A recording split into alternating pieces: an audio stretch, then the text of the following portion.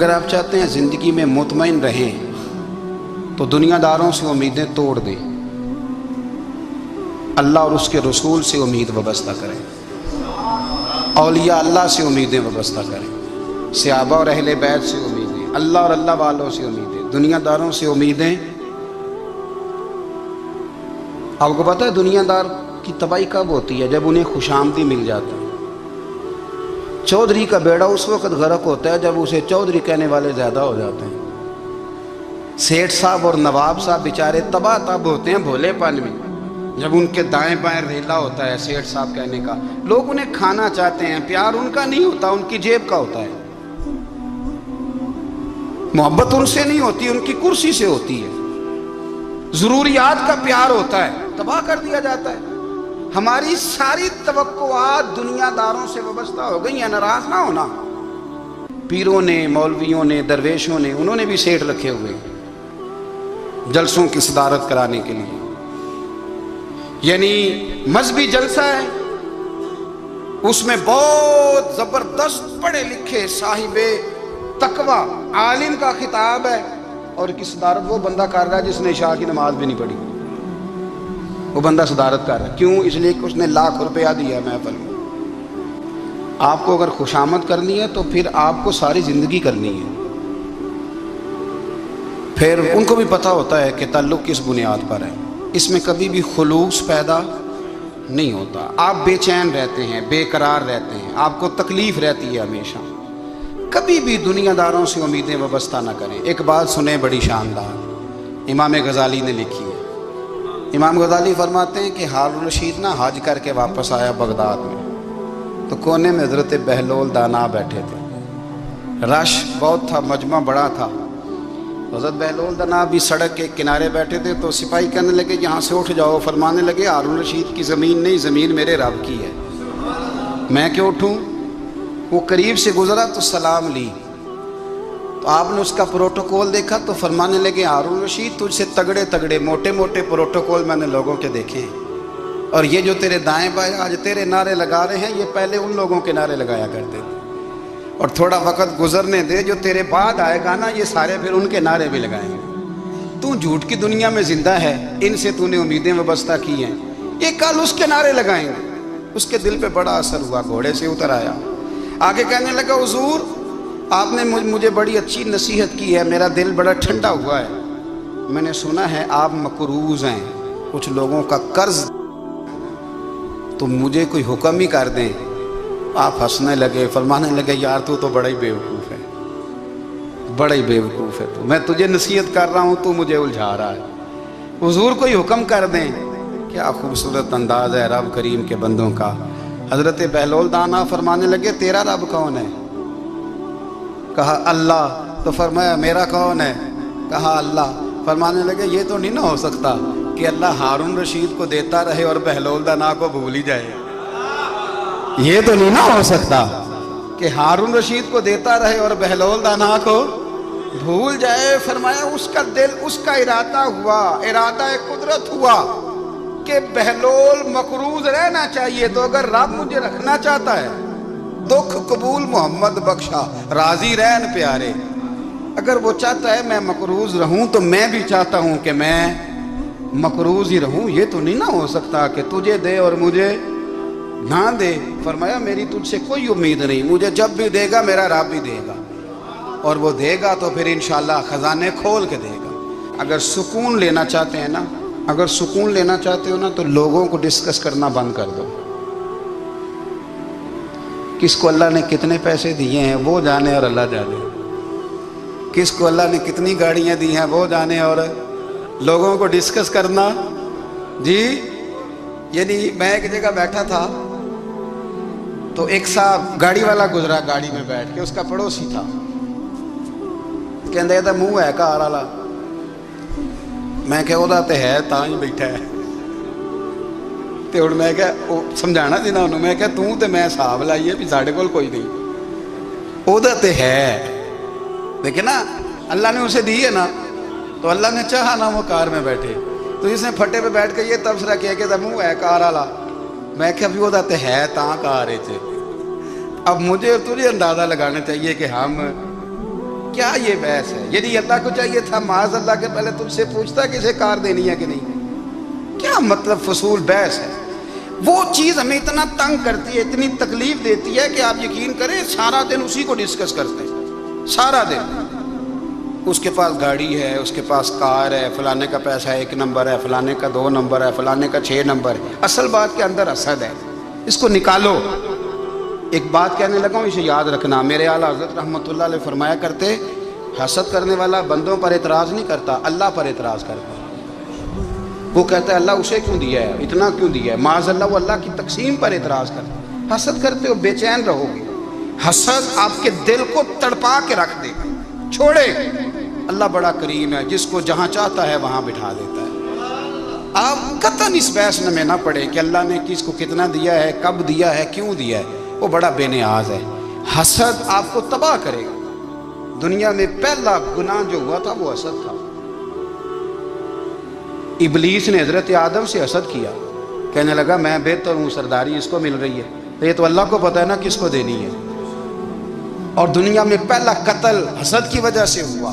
حابیل قابیل کے درمیان حسد کا معاملہ تھا، خاتون کا نکاح اس سے کیوں ہو رہا ہے، مجھ سے ہونا چاہیے۔ حسد تباہی کرتا۔ اب یقین کریں، یعنی دکاندار کے سامنے دوسری دکان پڑتی ہے اور پریشان ہو جاتا ہے، وہ کہتا ہے میرا کیا بنے گا، لا حول ولا قوت الا باللہ العلی العظیم۔ یعنی تیرا کیا خیال ہے کہ تیرے حصے کی روٹی وہ کھا جائے گا؟ اتنا چھوٹا دل، یعنی تیرا موقف یہ ہے کہ تیرے حصے کا نصیب اس تک چلا جائے گا، یہ تیری خواہش ہے۔ ایک دوسرے کی کمزوریاں بیان کرنا، اس کا تو مال ہی ناقص ہے جی، اس کے تو پاس ہی کچھ نہیں، یہ تو کمزور لوگوں کا طریقہ ہے۔ میرے رسول کریم علیہ السلام گزر رہے تھے، پت جھڑ کا موسم تھا، خزاں کا موسم تھا، درختوں کے پتے جھڑ رہے تھے، صحابہ کو ساتھ لے کے حضور گزرے اور ایک درخت کی ٹہنی کو پکڑ کے حضور نے ہلایا۔ صحابہ فرماتے ہیں کہ چھم چھم اس کے پتے گرے، زمین پر ڈھیر لگ گیا۔ حضور نے فرمایا دیکھا تم نے کیا ہوا؟ حضور ہاں۔ فرمایا کتنی تیزی سے پتے جھڑے ہیں، صرف تنا رہ گیا ہے اور خالی ٹہنیاں رہ گئی ہیں، کوئی حسن بچا ہے؟ حضور نہیں۔ تو نبی کریم فرمانے لگے جو حسد کرتا ہے نا اس کی نیکیاں بھی اسی طرح جھڑ جاتی ہیں، اسی طرح۔ اور ایک جگہ حضور فرمانے لگے جس طرح راکھ لکڑی کو آگ کھا جاتی ہے، جس طرح لکڑی کو آگ، جب آگ کھا جائے تو پھر لکڑی کو لکڑی نہیں کہا جاتا، راکھ کہا جاتا ہے، کوئلہ کہا جاتا ہے، اس کی اصل باقی یعنی اسے کھائی جاتی ہے۔ تو حضور علیہ السلام فرمانے لگے جس طرح آگ لکڑی کو کھا جاتی ہے، فرمایا اسی طرح حسد نیکیوں کو کھا جاتا ہے، نیکیاں رہتی نہیں۔ حسد کرنے والے کے پاس نیکیاں یعنی ان کی اصل شکل موجود، کبھی بھی حسد نہیں کریں۔ اللہ کی تقسیم ہے، جس کو چاہے جب چاہے جتنا چاہے عطا کرے۔ اور چوتھی بات میرے بھائی، کبھی بھی بغض نہ پیدا کریں۔ بغض والے لوگ بے سکون رہتے ہیں۔ بہت ساری کمزوریاں ہمارے اندر ہوتی ہیں نا، پھر اللہ ہماری روزی تو نہیں نہ بند فرماتا، یہ تو نہیں کہتا کہ زمین سے نکل جاؤ۔ اگر یہی والا معاملہ ہو جو ہمارا ہے کہ شادی پہ اس نے میرے ساتھ برا سلوک کیا تھا، اب ساری زندگی بغض رکھنا ہے، اگر یہی معاملہ فرشتے اللہ کی بارگاہ میں کہیں کہ یا اللہ اس نے فلانے دن شراب پی تھی، اب اس کو زمین میں نہیں رہنے دینا، نظام زندگی چلے گا؟ تو اگر اللہ ہمیں معاف کرتا ہے تو ہم بندوں کو معاف کیوں نہیں کرتے؟ آپ یقین کریں اتنی لمبی عداوتیں، اتنا لمبا حسد، اتنا لمبا بغض، اتنا لمبا حدیث میں نے پڑھی، میں حیران رہ گیا۔ میرے نبی کریم علیہ السلام نے فرمایا اپنی بیوی سے کبھی بغض نہ رکھنا، اگر اس کی ایک بات ناپسند ہو تو اسے چھوڑ کے وہ بات دیکھو جو تمہیں پسند ہے۔ میں اس حدیث کو پڑھ کے سوچنے لگا کہ کیا بیوی کا بھی بغض رکھتے ہیں لوگ؟ اب حضور نے کہا ہے تو اس کا مطلب ہے لوگ بیوی کا بغض بھی رکھتے ہیں۔ اب اس پر استدلال کر کے مجھے کہنا پڑے گا کہ سسرال والوں کا بغض بھی رکھتے ہیں، کہنا پڑے گا کہ بھائی کے سسرال والوں سے بھی بغض رکھتے۔ اس حدیث کی روشنی میں میں سمجھا کہ لوگ بھابھی کا بغض بھی بغض رکھتے ہیں، بغض، ورنہ عادتیں تو ہماری بھی کئی بری ہوتی۔ اگر عادات ایک وجہ بنے اختلاف کی تو عادتیں تو ہماری بھی کئی بری ہیں، لیکن ہم اپنی بری عادتوں سمیت اپنے آپ سے پیار کرتے ہیں، اور سامنے والے کی ایک بھی عادت بری ہو تو اس سے بغض رکھتے ہیں۔ بغض نہ پیدا کریں۔ میرے نبی پاک علیہ الصلوۃ والسلام نے فرمایا کچھ چیزیں تمہارے دین کو مونڈ ڈالیں گی، تباہ کر دیں گی، کاٹ دیں گی۔ حضور کون سی؟ فرمایا حسد، تکبر اور بغض، یہ تمہارے دین کو تباہ کر دیں۔ ہم بے چین اس لیے ہیں کہ ہم نے بہت سارے لوگوں کا بغض پالا ہوا ہے، اور ہر فیلڈ میں سیاستدان نے سیاستدان کا، ذاتیات پر اتر کے بات کرتے ہیں، معزز ترین لوگ، تاجر نے تاجر کا، الا ماشاء اللہ بعض جگہ پہ اہل علم بھی ایک دوسرے سے عداوت رکھتے ہیں۔ خدا را دل رب کریم کے آنے کا ٹھکانہ ہے، یہ صاف ہوگا تو اس میں رب رسول کے جلوے ہو، اگر اس میں عداوت ہو، اس میں بغض ہو، اس میں کینہ ہو، نفاق ہو، سنیں میرے رسول کریم حضرت ابو بکر صدیق رضی اللہ تعالیٰ عنہ کہتے ہیں میں رو ہی پڑا۔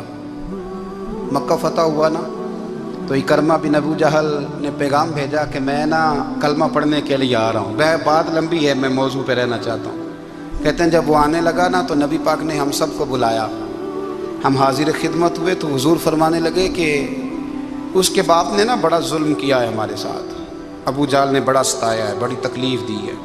آپ مجھے بتلائیں کہ وہ ایک دفعہ کسی شادی پہ بحث ہوتی ہے بیوی کے بھائی کے ساتھ، پھر ساری زندگی اس بیچارے کو معافی، وہ 10 دفعہ گھر آتا ہے معافی مانگنے پر سوال ہی نہیں پیدا ہوتا، میں او ہو مجھے ہی کہہ دیا، یعنی پھر میں مجھے ہی کہہ دیا آپ نے، اور میری شان میں بے ادبی، اور پھر میں معاف کر دوں؟ توبہ توبہ توبہ، یہ کیسے ہو سکتا ہے؟ میری ناک نیچی ہو جائے گی، اور آپ نے مجھے کہہ دیا، سوال ہی نہیں پیدا ہوتا۔ اور یہ رونا میں اکثر ہوتا ہوں کہ شادی والے دن داماد صاحب کا زیادہ دماغ خراب ہوتا ہے، جب چھوٹی سالی کی شادی ہوتی ہے نا اس دن اس کو بخار چڑھتا ہے، کوئی اس کو کان میں کہتا ہے تیری عزت نہیں کر دیں، اس دن اس کا دماغ خراب ہو جاتا ہے، بچے اٹھا کے نکل آتا ہے، وہ بیچارہ سسر منتیں کر رہا ہوتا ہے کہ تیری مہربانی آ جا، یہ عزت کرا رہا ہے۔ تو میں نے کہا احتجاج کر کے جو عزت کرائی جاتی ہے وہ عزت نہیں ہوتی۔ ہاں یہاں مانگ کے عزت لیتے ہیں لوگ، یا احتجاج کی کوئی عزت ہے؟ آپ کے اندر کمالات اتنے ہوں کہ آپ کی عزت کرنے کو دل چاہے، یعنی مزہ آئے، یعنی لطف آئے، یعنی آپ دور بیٹھے ہوں تو کسی کا دل کرے آپ کو اسٹیج پہ بلانے کے لیے۔ یہ کیا بات ہوئی کہ چھائے جانا اور بھاگ کے آگے جانا؟ ان سے نکلیں۔ اکرمہ بن ابو جہل کلمہ پڑھنے کے ارادے سے آ رہے ہیں، حضور علیہ السلام نے صحابہ کو بلایا، کتنی زیادہ دعوت رکھی جا سکتی تھی؟ معاذ اللہ، کب سے وہ چلا تھا ظلم کرنے، اور اس کے بعد اس کا بیٹا شروع ہو گیا، کتنی باتیں تھیں جو ناقابل معافی تھیں، پر کریم رسول نے ہمیں بتلایا ہے کہ سکون والی زندگی کہتے کس کو ہے۔ جب سب لوگ جمع ہو گئے تو حضور نے فرمایا بھئی وہ کلمہ پڑھنے آ رہا ہے، اس کے باپ نے ظلم بڑے کیے ہیں، پر میری نصیحت یہ ہے کہ اس کے سامنے اس کے باپ کو کوئی برا نہ کہے، خبردار کوئی اس کے سامنے کوئی بات نہ کرے، اب وہ کلمہ پڑھنے آ رہا ہے، مطیع ہو کے آ رہا ہے، بان کے آ رہا ہے۔ کہتے ہیں اللہ کے رسول نے نا کافی دیر تک خطبہ دیا، بریفنگ دی، بات سمجھائی۔ جناب صدیق اکبر کہتے ہیں میں رو پڑا۔ ایک صحابی مجھے کہنے لگے تمہیں کیا ہوا؟ تو میں نے کہا میں مصطفیٰ کی رحمت پہ رو رہا ہوں، دیکھو کن کے لیے حضور گراؤنڈ بنا رہے ہیں، اے دیکھو کن کے لیے حضور تیاری کر رہے ہیں، جنہوں نے ساری زندگی دشمنی کی۔ خدا را یہ اندر سے عداوتیں نکال پھینکو۔ او بھائی اتنا تو لمبا ٹائم ہی کوئی نہیں، اتنا تو وقت ہی کوئی نہیں، اس کو صاف رکھو۔ بندہ کوئی کر بھی گیا تو کوئی حرج نہیں، چنگی مندی سجنا کولوں 100 واری ہو جاندی، یار یاراں دا گلا نہیں کر دے، اصل پریت یار یاراں دا جڑا گلا کردا جے یار نہیں جی ہوندا۔ ہاں پکی بات، پکی پیڑی۔ میرا ایک سنگی مجھے آ کے آنے لگا فلانی جگہ بندہ یہ بات کر رہا تھا، میں کہ تو اوتھے ہی سیں سوندا سیں، تم ہی نال ہی سیں، میرا تو سجن بات سن ہی نہیں سکتا۔ چنگی مندی سجنا کولوں 100 واری ہو جاندی، یار یاراں دا گلا نہیں کر دے، اصل پریت جنہ دی۔ ہاں جو بندے پھر ہوتے اس طرح کے، ان کے لیے بھی میاں صاحب نے کہا ہے، ان کے لیے بھی میاں صاحب نے کہا ہے، ان کے لیے بھی آپ نے بات ارشاد فرمائی ہے۔ آپ نے فرمایا چنگا ہویا لڑ نیڑیوں چھٹا، کتے عمر نہیں لنگی ساری، بے قدراں دی یاری کولوں توبہ لکھ لکھ باری، او چنگا ہویا لڑ نیڑے او چھوٹا، کتے عمر نہیں لنگی ساری۔ جو اس طرح کا تھا نا شکوے کرنے والا، بغض رکھنے والا، فرمایا بے قدراں دی یاری کولوں توبہ، یعنی لاکھ تے لاکھ کنے ہو گئے، یعنی 2 لاکھ باری توبہ کی تھی انہوں نے، گنی نہیں جا سکتی جتنی میاں صاحب نے توبہ کر دی۔ بے قدرے دوست، بے قدراں دی یاری کولوں توبہ لکھ لکھ باری، چنگا ہویا لڑ نیڑے چھٹا، کتے عمر نہیں لنگی ساری۔ تو مہربانی کریں، ایک تو اگر آپ مطمئن رہنا چاہتے ہیں تو کبھی کبھی نا مست ہو کے ذکر الہی کریں، مست ہو، وہ والا ذکر نہیں جس میں آپ موبائل بھی دیکھ رہے ہیں اور کہانیاں بھی۔ میرے سامنے کو بندہ جمعے والے دن یا تقریر کے درمیان تسبیح لے کے بیٹھ جائے تو میں اس سے پوچھتا ہوں تو دو کام ایک ٹائم جی میں پہ کرنا ہے؟ میری بھی بات سن رہے ہو، تسبیح پڑھی تو ممکن ہی نہیں۔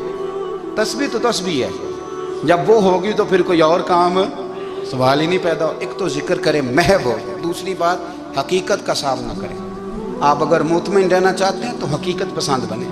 تیسری بات حسد چھوڑ دیں، دوسروں کو ڈسکس کرنا چھوڑ دیں۔ آپ یہ دیکھیں کہ اللہ نے مجھے کیا کچھ دیا، اس پہ راضی رہیں۔ عداوت چھوڑ دیں، سینے میں کینہ چھوڑ دیں، آپ کی زندگی مطمئن ہو جائے گی، آپ خوشحال رہیں گے۔ وہ جو آپ لفظ کہتے ہیں نا کہ میں بور ہوں، میں پریشان ہوں، اس سے آپ نکل آئیں گے۔ زندگی میں اگر اطمینان چاہتے ہو تو کبھی کبھی سب کچھ بھول کے نا تو مست ہو جایا کرو رب کی یاد میں۔ کبھی کبھی چھوڑ دیں دنیا، چھوڑیں یار موبائل، کسی وقت کریں اس کو بند، چھوڑیں اس بات کا خیال کہ فلانے نے لوٹ کی ہے کہ نہیں کی، چھوڑیں۔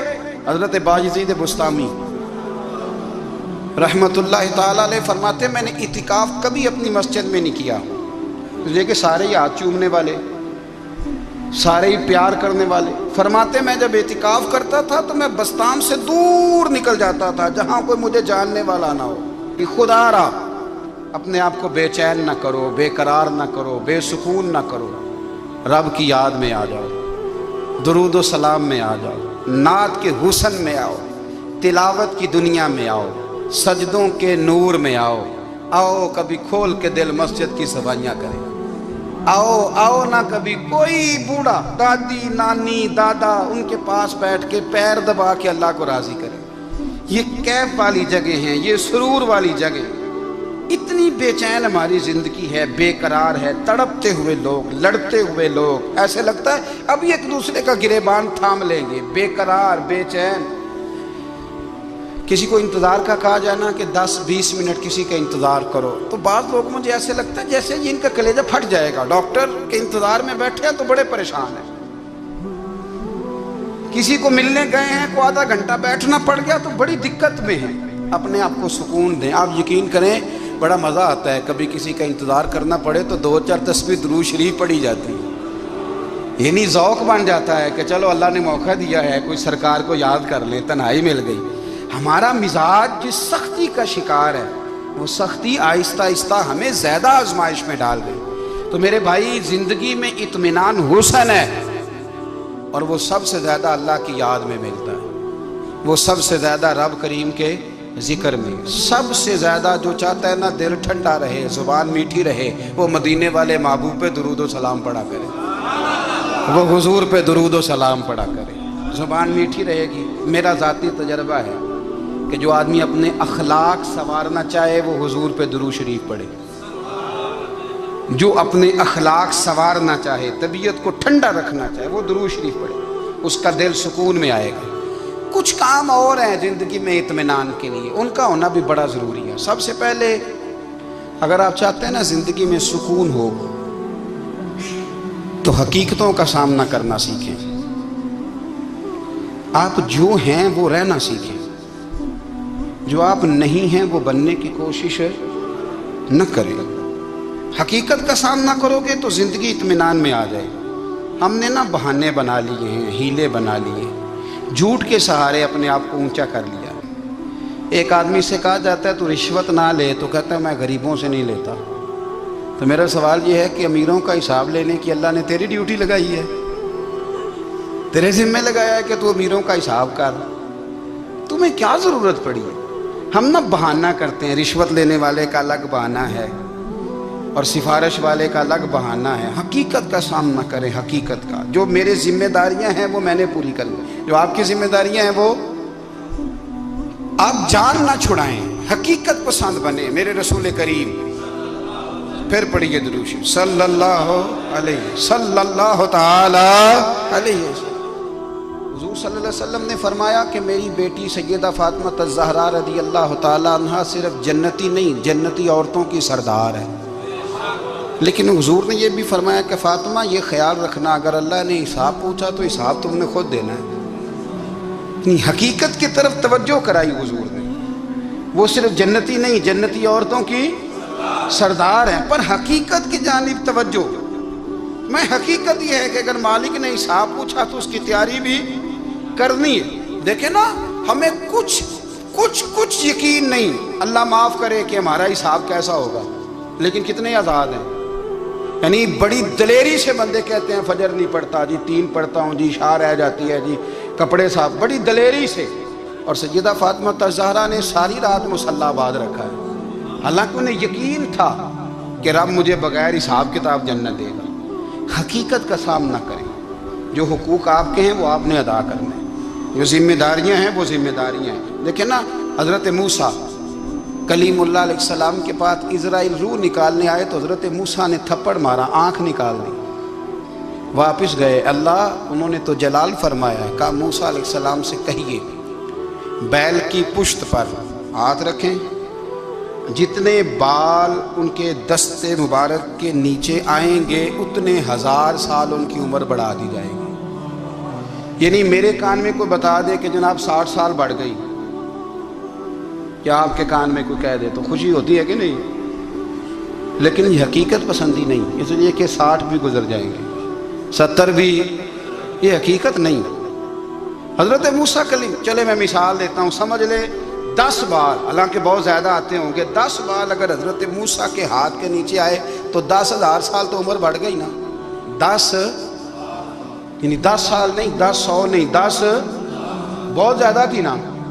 تو حضرت موسیٰ کلیم اللہ علیہ السلام سے آ کے عرض کیا گیا حضور بیل کی پشت پر ہاتھ رکھیں، جتنے آپ کے ہاتھ کے نیچے بال آئیں گے اتنے 1000 سال عمر بڑھ جائے گی. تو حضرت موسیٰ نے حقیقت پسندی والی بات کی. فرمایا پھر کیا ہوگا؟ 10,000 سال کے بعد پھر کیا ہوگا؟ کہ حضور جانا تو پھر بھی ہے. فرمایا پھر ابھی چلتے ہیں.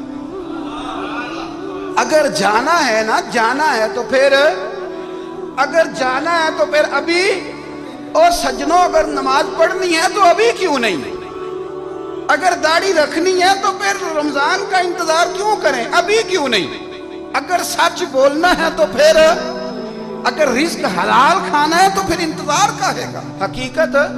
حقیقت ہوتی ہے، بہانہ ہوتا ہے. حقیقت چھپ نہیں سکتی بناوٹ کے اصولوں سے، کیونکہ خوشبو آ نہیں سکتی کبھی کاغذ کے پھولوں سے. یہ بات یاد رکھیں. اگر جانا ہے تو حضرت کلیم فرمانے لگے پھر 10,000 سال کے بعد بھی جانا ہے تو آج بھی. ہمیں بے قراری زندگی میں اس لیے کہ ہم حقیقت پسند نہیں، ہم بہانوں میں، ہم ہواؤں میں جیتے ہیں، ہواؤں میں، خیالات میں زندگی گزارتے ہیں. بڑا ٹائم پڑا ہے. مثلاً کتنا میرے رسول کریم صلی اللہ تعالیٰ علیہ وآلہ وسلم نے ایک دن صحابہ سے فرمایا تمہیں حیا نہیں آتی؟ حضور کیا ہوا؟ فرمایا وہ والے مکان بناتے ہو جن میں تم رہ نہیں سکتے، وہ والا مال جمع کرتے ہو جو کھا نہیں سکتے، حیا نہیں آتی؟ عرض کی حضور حکم کریں. تو محبوب فرمانے لگے جوتے کا ایک تسمہ بند کرتا ہوں تو سوچتا ہوں دوسرا بند کرنے سے پہلے موت آ جائے گی. ایک سانس اندر جاتی ہے تو دوسرا آنے سے پہلے میں یاد کرتا ہوں کہ مجھے دنیا سے جانا ہے. تمہیں حیا نہیں آتی؟ وہ مکان بناتے ہو جن میں رہ ہی نہیں سکتے، وہ مال جمع کرتے ہو جو کھا. حقیقت پسند نہیں بھائی. ہم بہت سارے لوگ ہیں بڑی باتیں سناتے ہیں، بڑی. میں کہتا ہوں اصل میں نا زیادہ باتیں سنا کے نا بیچارہ اپنے آپ کو مطمئن کرنا چاہتا ہے. اصل بات یہ ہے کہ اندر سے نا ہلا ہوا ہے، کچھ بھی نہیں. بڑا زیادہ ہنستا ہے اور مجھے لگتا ہے کہ کوئی گہرا زخم چھپا رہا ہے. اس لیے ملمہ سازی، حقیقت پسند بنو، حقیقت پسند. یاد رکھنا من ترک صلاۃ متعمدا فقد کفر، میرے رسول نے حقیقت بیان کی، فرمایا جس نے ایک نماز بھی جان بوجھ کے چھوڑی اس نے رب کے رب ہونے کا انکار کیا، اس نے کفران نعمت کیا۔ یہ حقیقت ہے، کوئی کلیریفیکیشن نہیں، کوئی وضاحت نہیں۔ جو نماز نہیں پڑھتا جھوٹ بولتا ہے، غلط بیانی کرتا ہے۔ جو شخص رزق حرام کما کے کہتا ہے کہ اس کے بغیر گزارا نہیں چلتا، وہ جھوٹ بولتا ہے۔ اس لیے کہ رب فرماتا جب تجھے پیدا کیا تو تیرا رزق میرے ذمہ ہے۔